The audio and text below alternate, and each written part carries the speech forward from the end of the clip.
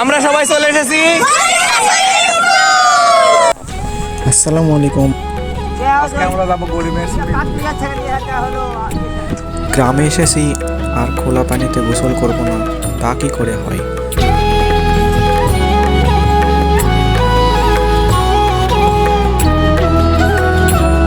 চারপাশের পরিবেশটা এত সুন্দর যা আপনাকে সত্যি মুগ্ধ করবে।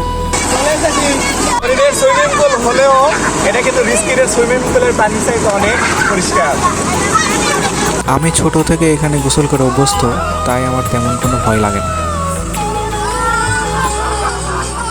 এই ছোট বাচ্চাটা এখানে নতুন আসছে, তাই সেই নামটা ভয় পেয়েছে।